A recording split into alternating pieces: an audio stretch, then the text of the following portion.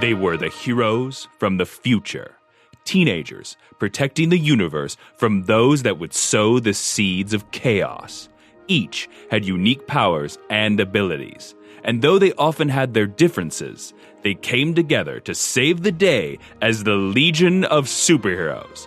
Now, you can be a part of their adventures and learn the history of the future in the Legion Clubhouse.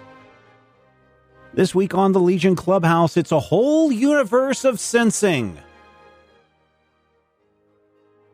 I repeat this for many issues now, Matthew, that it is time to resurrect all the heroes at the end of Crisis so we can bring them back bigger and badder than ever. And this week we get the return of Universo. See, I mean, technically he's been around for a while, but... Yeah, and Universo has always been super dangerous. I mean, the Stalag of Space, he literally took over all of the authority figures and threw all the superheroes in jail. So, yeah, I mean, it's a whole thing. But I will say this: I remember reading these books when they came out, and I never trusted Vid Gupta, never trusted him, and this issue shows why. Yeah, we should never have trusted Vid Gupta. Yeah, I mean, it's been in plain sight the entire time. Universo, spoiler alert for the end of the issue, that's 35 years old. Universo has been tricking everyone into thinking that he has been the assistant to the new president of the United Planets. And, and he's using his mind control powers to control people and get them to try to do whatever it is that Universo wants them to do, including going out and killing the Legion of Superheroes, which, when this issue started, I was like, man, I don't remember Lex Luthor's power suit looking so dopey. See, I looked at that butt ugly suit, and I feel like it's like somebody trying to channel elements of Kirby design, and then just, Yeah, it's like Lex Luthor's power suit mixed with Green Lantern handles, and then, like you said, some Kirby lines to give it that new God's world. But this guy is just a new schlub that we haven't seen. And he doesn't last for very long because his power is drawing in all of the energies. He's the restorer. Yeah. Also interesting, and I don't know, I'm looking at the original issues, blah, blah, blah, catchphrase everybody drank. Every time the name restorer shows up, it looks like it's pasted in. Like they changed the name after the fact. It could be. Because I'm looking at this and it's like, oh, this guy, the restorer. It may be because it's really obvious on like page 10 or 11 when Dawnstar says it. Well, it may be, I wonder, because what he's doing, so he wants to restore America to be great again, is what he's trying to do. He's and so in order to do that, he's going to destroy all of the technology. He's throwing these big giant shoes into the technological machine that is the future. But he's destroying technology by using technology. So I'm not really sure. So he may have had a different name before, and they were like, oh no, I think that name's kind of dopey. We should call him the Restorer. And then at the same time, you're like, yeah, but he's essentially a hypocrite. He's really dopey because he's using technology to destroy technology. So that doesn't make him anything except for a vandal or a terrorist. Yeah, and I think that is the point. And most importantly, his entire reign here doesn't need to make sense because he is a distraction. He is sent by Universo to sow chaos, just like a couple of issues ago when we had that thing of how did the science police turn evil and attack their own science stations. And it's because someone is sowing chaos, and that someone looks remarkably like Lando Calrissian. All right. Yeah. I'm sure today some people would have some issue with a white guy doing blackface.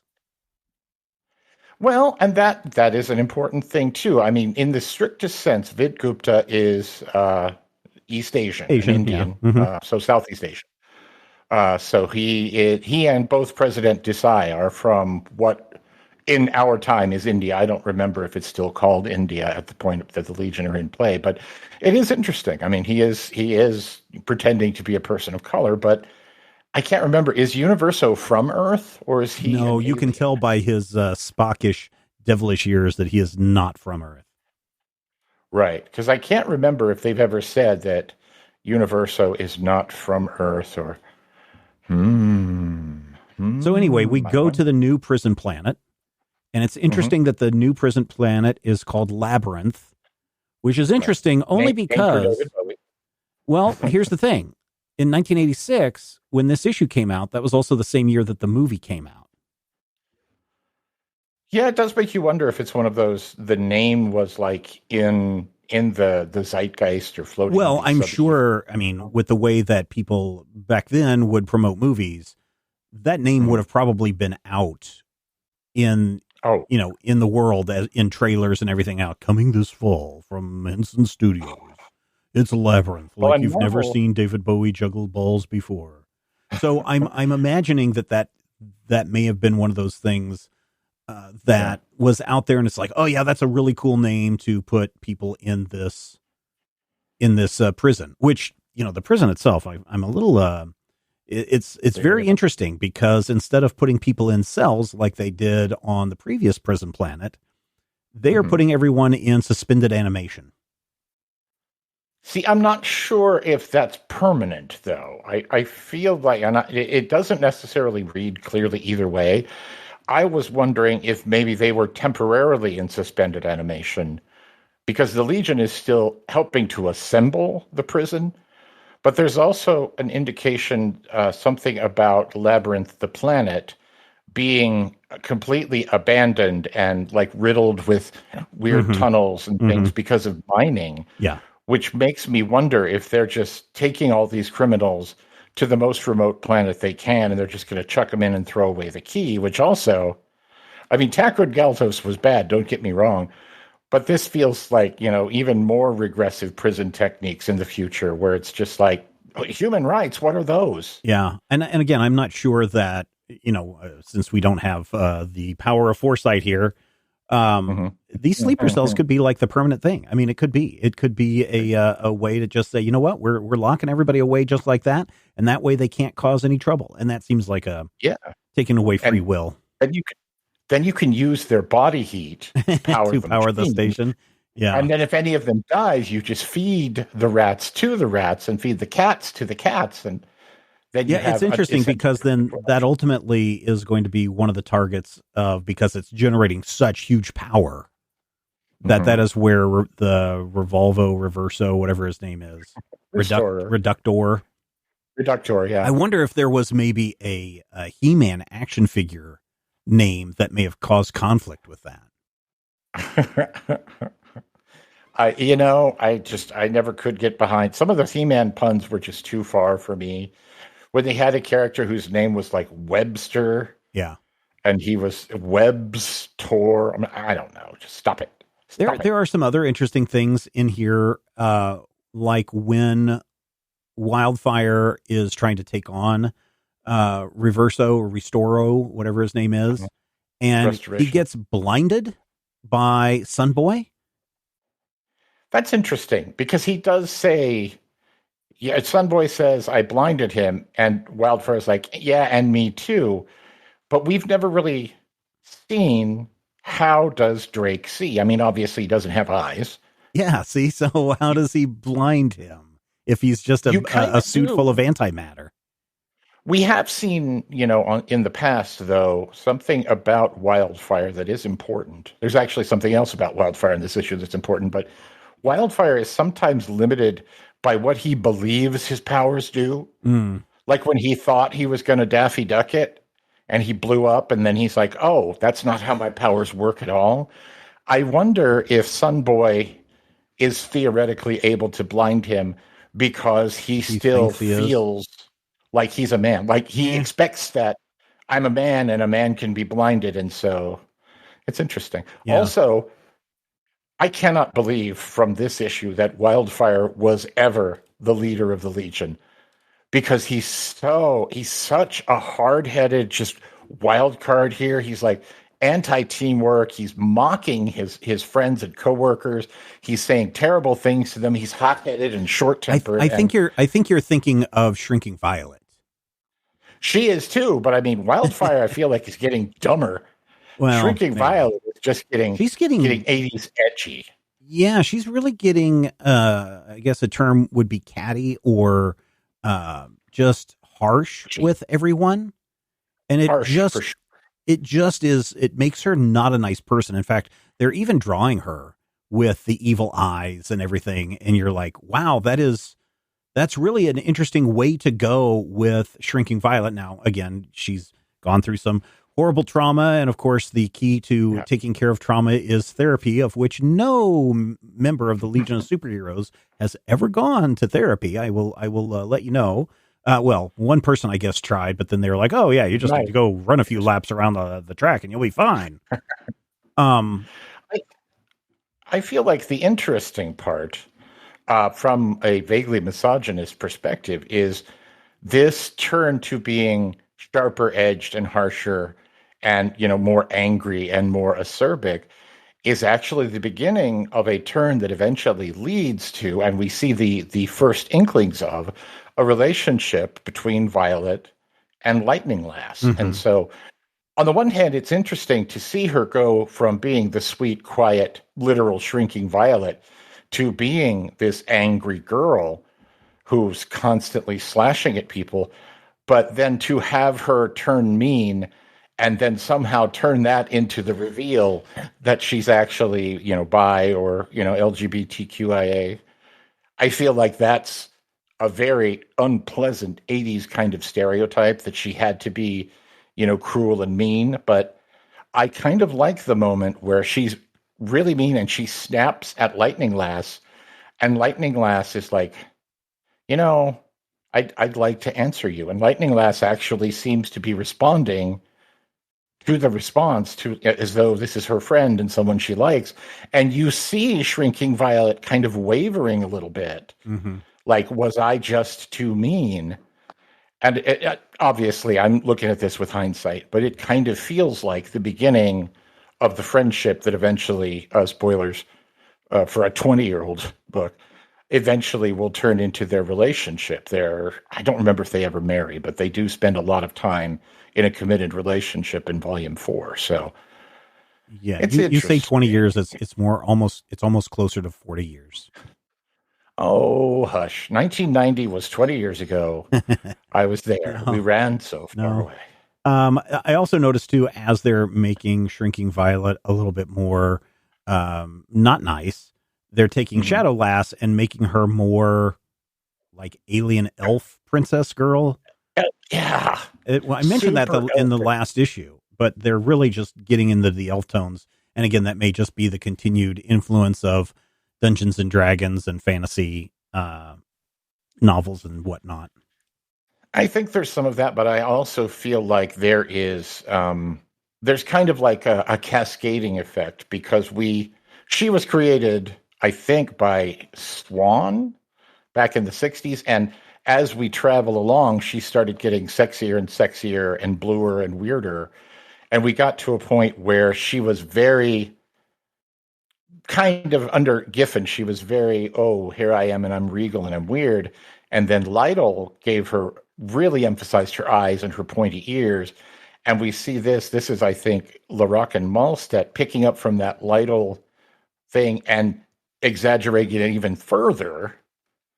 So, yeah, she literally does look like somebody from ElfQuest on one of the pages. Yeah, well, I mean, ElfQuest is still very popular at this time, and certainly the anime influence we've talked about before. So we also finally find out, Matthew, you were like, oh, why did we not learn that Mon-El's serum was wearing off sooner and have it come from, Mon-El himself? And I liked that it was, Shadow Lass sharing a secret with a friend. And here we get it kind of spelled out directly that Mon-El is like, oh no, it's running out and I've not got much time left in this universe. Universe. Yeah, I still feel, and I will maintain this, and I know you're going to keep poking at me, because next issue, but I feel like having it show up last issue, swell this issue, and then kind of blow up into a thing in issue 23, that feels to me like maybe they should have, in my opinion, as a not professional writer of the Legion, they should have given us more long-term foreshadowing of this. But I get it, and I do like the Mon-El moments because you have this man who is literally more powerful than Superman, and they're taking him and making him, basically they're saying anyone can be sick, anyone can have this illness, anyone can have something happen to them, which I like on the one hand, but also, it's a superhero comic, so it's a little awkward seeing these sort of things being welded to the existing superhero tropes. Because this is kind of like, does Mon-El has something like a year or so before Captain Marvel at Marvel Comics died of cancer, just out of the blue. Mm-hmm. And then they're like, oh yeah, we're gonna retcon in that this happened and that issue like 20 years ago or 15 years ago where he fought Nitro, oh yeah, that exposed him to carcinogens and now he's dying. So here I like it, but it is still a little awkward to all of a sudden have that, this most powerful man in the universe, totally, he's sick, you guys, he's so sick. I can't help but maybe also think about what's going on in the healthcare world in the 1980s, where, and again, I'm not saying that this is a direct allegory for it, but the AIDS epidemic, where, and again, this might make a lot more sense in thinking of it this way, where somebody has, they're maybe not feeling well, and then all of a sudden, for people that had AIDS in the 1980s, it was like, they had a sniffle, and then like 3 weeks later, they were dead. And you right. find out later, it's like, because they had AIDS and they didn't know it. Right. I was just listening to some audio podcasts talking about the AIDS epidemic in the 80s. And it almost seems like, I don't think that that's what they're doing here, but I think you could, again, in hindsight, say, well, there was no cure for AIDS. There's really, at this point, no cure for what Mon-El has, and it's very rapid onset in that case. So it's me kind of making a big reach, but I think if we were trying to put it into context of what was going on in the time period, and because we can, because once the creators release something, it is now in the hands of the readers, but we might be able to kind of justify the way that this story comes on so quickly, as saying this is more than just a cold, this is more than just a passing bug. This is a major epidemic. Now, granted, not everybody is catching it, and I know at no way will DC in the 80s ever try to address the AIDS epidemic. Well, and I feel like you may have a point there, and like the other thing, this might be something that's kind of in the zeitgeist. It's something that this social and societal overtones, if there's a difference, and I believe there is between those words, do kind of help and shape these stories. And I feel like it's interesting. They come out and say it. There's a caption in this issue that says, sometimes you'll wait weeks for service at the Complex. That's if you go to the big hospital. Yeah. Right. But even in 86, they knew that for-profit healthcare was a sham. It's a sham because you see somebody like, here's your bill, sir. And we've been seeing Dr. Jimmel for what? 5, 10, for 15 a while. years. Like, stupid Legionnaires, here's your bill. Yeah. We do find out that when they finally confront Revolto, that they are trying to tap. Ask your doctor if Revolto is right for you. The Tellus tries to use his telepathy to tap into his brain. And as he pushes further with his telepathy, he's like, I'm almost ready to break through. And then because Universo is so evil, right, he implants a thought or implants something into this guy's head to where he literally fries his own brain out to prevent anybody from finding out what's going on, which I find very evil. And again, it feels like we are rebooting these villains to show you that these are the bad guys of the 80s and not the haha kind of, yes, they're quote unquote bad guys of the 1950s and 60s. Well, I feel like you have shown your work there because that really, now that you mentioned it, that is a step more evil for Universo. That's just like flat out murder as part of what's essentially misdirection. So he definitely is upping his game for the Dark Knight era to come. I think they all are. And then, of course, more people are starting to catch on that something's going on with Censor Girl, and a couple of people, even Chameleon Boy, is like, could this really be Supergirl? Well, and she senses somehow, sensors. She was only able to project her feelings out onto the world. It's almost like it would be really super. It's almost like the Censor Girl Universo themes are very much similar in that Universo is hiding his true identity and Censor Girl is hiding her true identity. Yeah, it's interesting. She's kind of a princess here too, because she's like, oh, I can feel a pee between 50 layers of mattresses and me. But wait, no, it's just micro lad. And by the way, I would like to point out something wonderful about this scene. She says, there's someone on the ship. There's someone that should not be here. And all the Legionnaires follow her.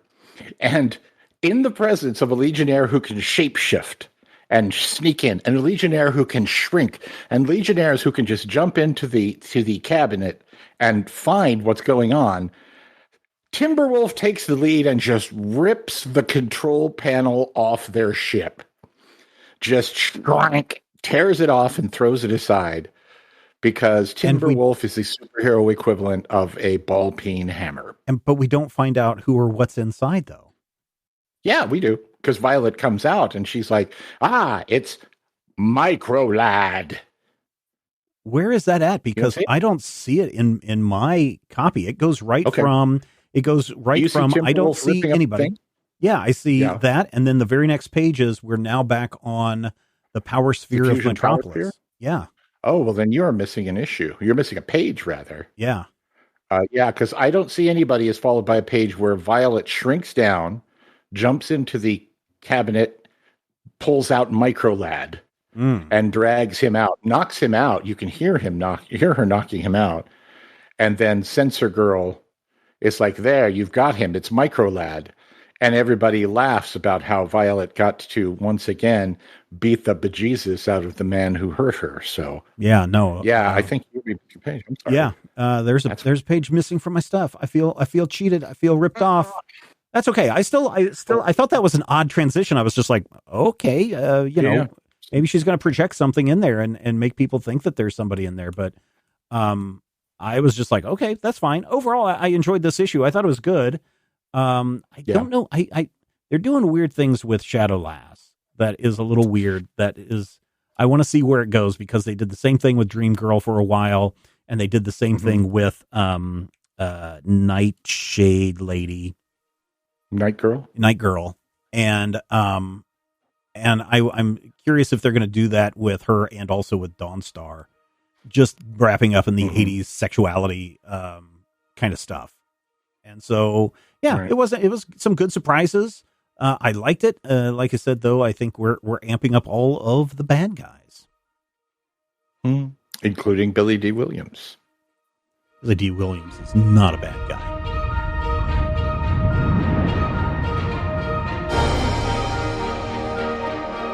If you enjoy the show, we would appreciate your support. You can find out more and become a Legion Clubhouse member at patreon.com/major spoilers.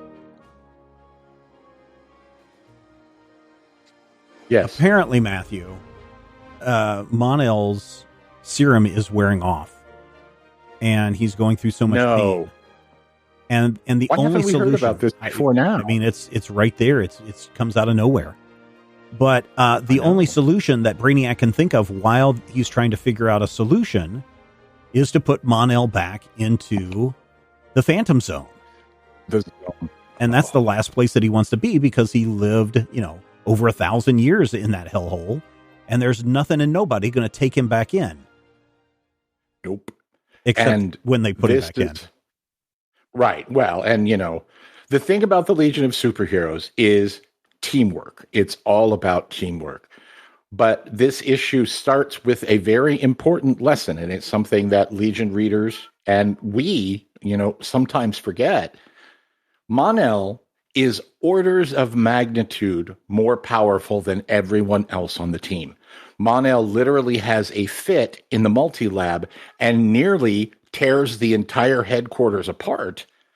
And it comes to a point where literally he is willing to smash his way out of headquarters, and no one can stop him. Timberwolf can't stop him. Dawnstar can barely keep up with him. Literally, the only thing that stops him is he's so weak that he bashes his own head on the polymer screen around the Earth. If he had been this angry and a little more powerful, we could have literally seen Mon-El kill some of his teammates and not even realize it. It's really disturbing. Yeah. It's also kind of funny that Timberwolf is drinking from a Playboy mug in the first page. It's funny, but it's also awful, but it's also so on brand. That is by the 1980s, regardless what people think of nude ladies in magazines, Playboy was its own iconic brand, to where just the rabbit head itself was generally accepted, especially in the 1980s when you had all of the other pornographic magazines that are out there that went like way further beyond anything that Playboy would ever consider doing. So I think a lot of people, a gentleman's magazine, considered it rather tame in comparison to what was going on in the other stuff. So they end up getting, again, I'm wondering if I'm missing a page, because I don't see them actually putting him. I see Dawnstar catching, grabs him, and then we do a cutaway, which we'll come back to in a moment. And then the next thing that we see is Mon-El in the Phantom Zone. Yes, they do not show us Mon being zoned, which I feel like that's good. It is, but it was a little distracting because I'm like, what are they doing here? And then when you get to the second page, you're like, oh, okay, I see what they're doing. He's in the Phantom Zone. Right. And he's going on. He's going on about how much he hates it. And there is one panel or one little, there's a little montage flashback of, here's when I was Superman's cousin and he put me into the Phantom Zone. And then there's a panel with Zod and the rest. And Zod I can't help, and Feora and Quex. No, not Quexel, Jax-Ur. Yeah. And I'm wondering, that has to be from Byrne's run, right? Because that look and that style was what Byrne did when Superman went in and killed these guys in the micro universe, the pocket universe. The pocket. Okay, so here's the long answer. Get ready.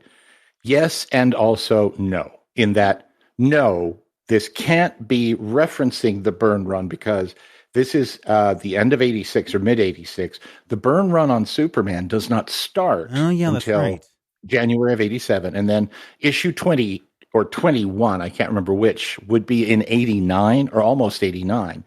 But the classic designs of Zod with his peaked Nazi hat, and the classic design of Jax-Ur with his big collar and his bald head, and of course that's Feora in the foreground with the little page boy haircut.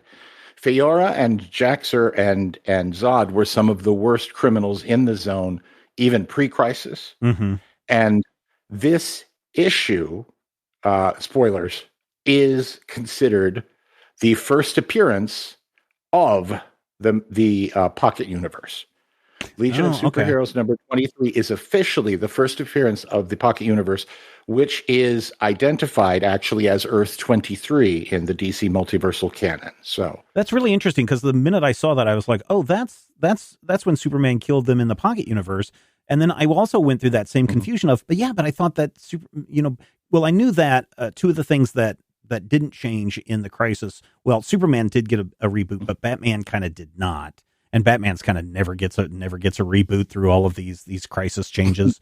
And so that's what threw me off, because I was like, this just seems really weird, unless the Byrne run, like I thought maybe started sooner, or if this was the actual designs from back in the 80s or back in the 50s. But I know that it's not. Actually, so it's really weird to see that in there. And so it's just really weird to see that in there. Yeah. Byrne very specifically went old school on those designs, because but that isn't Byrne's drawing here, is it? That's not, because there's a lot of very different. It looks like different art styles in that one panel. Yeah, if that particular Zod. Well, first of all, the thing about General Zod is General Zod actually dates way, way back, long before Terrence Stamp, long before this issue. Yeah. But it also goes back to a point where I'm almost certain he was first drawn by Al Plastino, and he had that weird peaked cap that you'd be like, oh, okay, well, that's clearly a villain because it's a Nazi reference and it's 1958 or something. But the thing that when you look at that particular issue is, I feel, and this is just entirely me talking because I don't know, I feel like these particular 3 Phantom Zone villains may be a precursor. This may be a little bit of corporate synergy or editorial synergy that we know there's that reboot coming because they're talking about that reboot coming in ways that are not obvious in this issue. And what's the deal with the Darkseid bit? Because I don't get that reference. That is when Darkseid basically took over Daxam. Oh, okay. Because I saw all the naked people and I see a man and a woman. I'm like, are they trying to say the Darkseid was around when Adam and Eve were doing their thing? I'm pretty sure that is Mon, like, looking back into the past and seeing Darkseid. Yeah, seeing Darkseid come and take over Daxam and murder thousands of his people and nearly destroy the planet. Okay, all right. So then some time travel stuff is going to happen, and I'm a little confused on this because the first 2 people that we meet at the Time Institute are Cosmic Boy and Night Girl, right? And they're like, we're going on a trip, and they're like, yes, let us load your bags, get into the time bubble, see ya, everybody. And then the very next page, the Legion burst in, and they're like, we need the time travel bubble. We need to travel into the past. And he's like, oh, no, we can't allow you to do that. It kind of feels like Cosmic Boy's exit changed the time stream. It's almost like something happened in between those pages. And it's like some sort of crisis involving, I don't know. It was a weird. Then they need to put in some kind of an explainer because I was just like, no, this makes 0 sense. So, the only other thing would be, because they do it in a few pages, is to say, be sure to check out Crisis on Infinite Earths number 37, and explain it that way. They do it in a few minutes, in a few pages, but they don't do it here, and I wish they would have. And Cosmic Boy is actually going back in time to star in his own limited series, which we will be covering, but not for several episodes, because the way the DC Comics canon actually works. We got to get this arc finished. So anyway, Mon-El has left Earth from his Phantom Zone positioning. And so they send Tellus and Phantom Girl into the Phantom Zone to go and track him down. And Tellus just loves being there, and he gets a little carried away. But eventually they find Mon-El, and they bring him to bring him out of the Phantom Zone. Meanwhile, Element Lad, Dawnstar, and Shadow Lass are traveling into the past, and the time streams are all messed up because there's some kind of a crisis going on. And at one point, they dip out of the timeline, and they cross into this weird area where Jonah Hex is all cyborged out and riding a giant motorcycle. And it's like, well, this is weird. And then at the end, it says, for another point of view, see Jonah Hex number 10 on sale now. And it's like, wow, what a weird ass tie-in moment. Crossover. I mean, we have not seen any of that stuff before during Crisis in this book. Right. And the one thing that they choose to try to boost sales is Jonah Hex popping up and saying, well, that's a weird thing. Bloop. I guess I'm going to ride my car. I think, and I believe, here's what's happening. At this point in the year 2024, you and I are used to the idea of a quote unquote great disaster in the future of the Justice League that keeps the Legionnaires from knowing everything that happens. So the explanation has always been, oh, well, records were lost, something happened, there was a cataclysm or a war or something. Yeah. This is a point where DC was actually showing us the aftermath of a nuclear war on New Earth, which means part of the actual continuity of the DC universe in the near future, into which Jonah Hex is accidentally dragged and does his whole Mad Hex Beyond Thunderdome bit for 18 issues in 1987. Do we also get a resurrection of the Atomic Knights? We do, actually. Yeah, I thought so. Yeah, the Atomic Knight comes back. We get a couple of other things, but what it really ties into is that Commandy, the Jack Kirby series from 74, which had always been its own thing, but sort of a nebulous future of the DC universe, is now a canonical future of the DC universe. And then they will make that a lot more clear when Brian Bendis gets a hold of the Legion in about 45 years. So right. So they make it clear before that, just to be. So they go back in time and they get Superboy and say, "Superboy, it's an emergency. Come with us now." And he's like, "Okay, no time to explain." And so they get into the lab where they've got Mon-El, and Brainiac 5 is like, "Hey man, with my big long blonde hair, I gotta be talking." Oh, maybe he should be talking more like Don Johnson. But anyway, he uses kryptonite to create a needle to inject a needle into Superman's arm, so he can do a blood transfusion, so that they can transfuse Superman's blood, a Kryptonian, with Mon-El's blood, a Daxamite, and that is going to cure Mon-El forever, ever. Irradiated by kryptonite radiation, and it's very important that you keep in mind that the reason Brainiac explains that the serum stopped working is that Mon-El's super white cells, basically, his super immune system has rejected the kryptonite. But by using, theoretically, Superboy's cells, blah, blah, blah, fish cakes, science, using this appliance, Brainiac saves and or kills Mon-El. He's like, this will negate the lead poisoning permanently, or he'll die. He gets better. I didn't want to tell people that. No. By the end of the issue, he gets better, and then all eyes are back on Censor Girl. I like this one too. Like, this was I saw the strangest thing in the Phantom Zone. Yeah, this was, and then we never saw anything like that in any of his visions. It's like, this all happened off panel. That's why he was off panel. Yeah. You remember that point where you're like, why is he off panel? It was a pretty good issue. I enjoyed it. It is. And this is an issue that I enjoy. And weirdly, I had forgotten this because in my head, the first 30 odd issues of Legion Volume 3 are all Lightle. And I know that's not true because Lightle in this issue is actually credited as a guest penciler. And according to Paul Levitz in the back matter, they're actually clearing up something or working on something that Lightle was part of creating.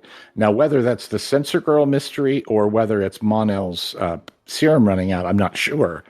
But Lightle is doing a fill-in here on the book that he, launched, 2 years ago, whenever it was. And I'm just like, I love Steve Lightle. Where's my Steve Lightle? Bring back Steve Lightle. And they don't. Don't worry. He'll be back one day.